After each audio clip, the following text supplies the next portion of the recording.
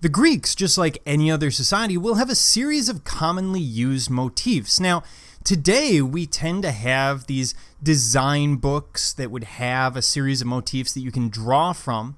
The Greeks have the same thing. They have these pattern books that they're using.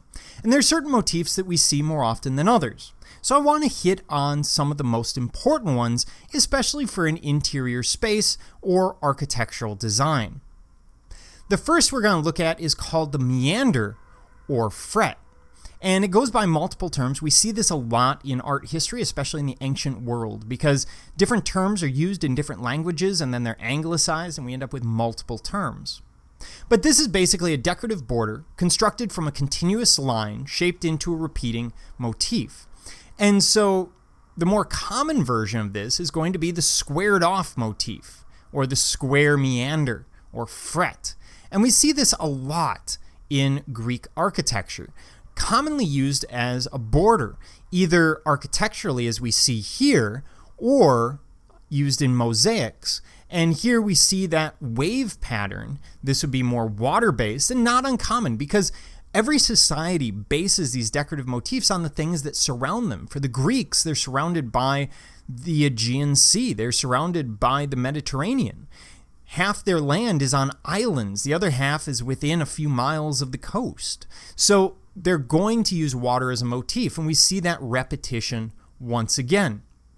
How do you lay something like this out? You would create a stencil, for example, with 2, 3, or 4 of these waves, just using this as an example, and then you would punch holes along the lines, use a pounce bag, which is basically a piece of fabric filled with charcoal powder.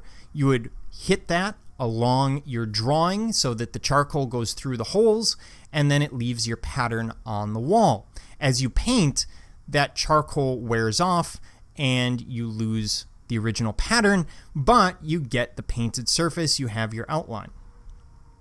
We also see the use of the griffin. Now, this turns up in a lot of mythology. The Egyptians have the Sphinx, the Greeks have the griffin, which has the head and wings of an eagle, the body of a lion. This is an animal that's supposed to be sort of the most powerful thing in the world.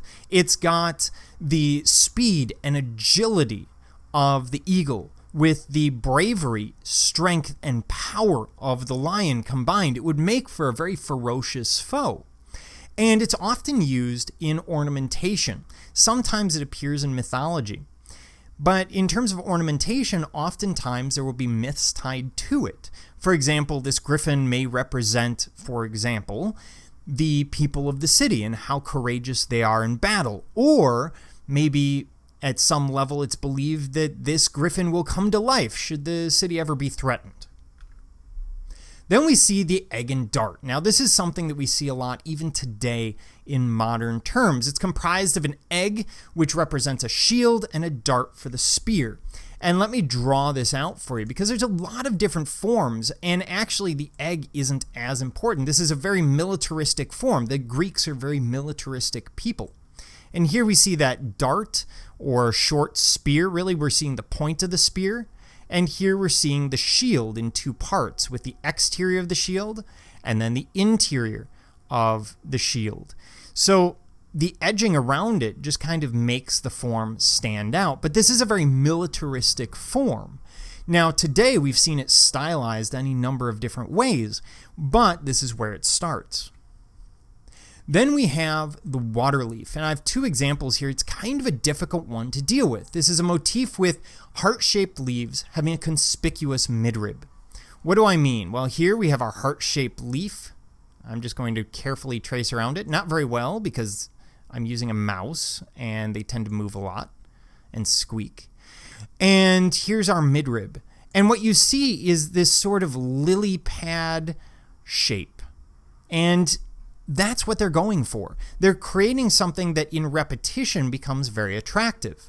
Now, commonly you will have a dart in between, although not always.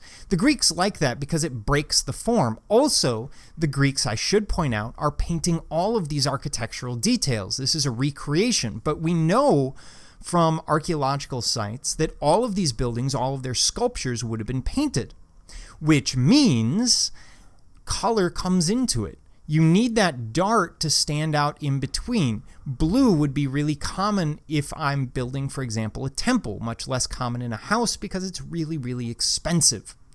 And here we see a meander. There's a very complex meander, but a meander painted the same way. It gives you a very gaudy feel, a very different feel from what we tend to have from ancient Greece. Now here we see the water leaf again being depicted. Here's our shape of our leaf with the big midrib down the center. And they have different meanings to some of these forms. The Greeks would have understood the meanings, but today we use them primarily for their aesthetic. In other words, for their appearance, not for the symbolism behind them. Then we have Acanthus. Now this is an ornamentation that we typically see on Corinthian capitals that's representing or suggesting the leaves of an acanthus. Today, when we say acanthus, it's usually using some kind of leaf as decoration, but there's more complexity to it than our water leaf. So here we see acanthus based on a number of different forms. You can have oak acanthus. That's really common when we get to Europe. You can have acanthus based on other forms, but we're always looking at a decorative leaf, and that's the key element here, that we have a leaf. Now, if you see a vine with leaves coming off of it, so you would see something like this, and then you have leaves coming off of parts of it, that's more of a meander that has some acanthus features to it. Not something we would see from the Greeks, but definitely something we will see from the Romans later on.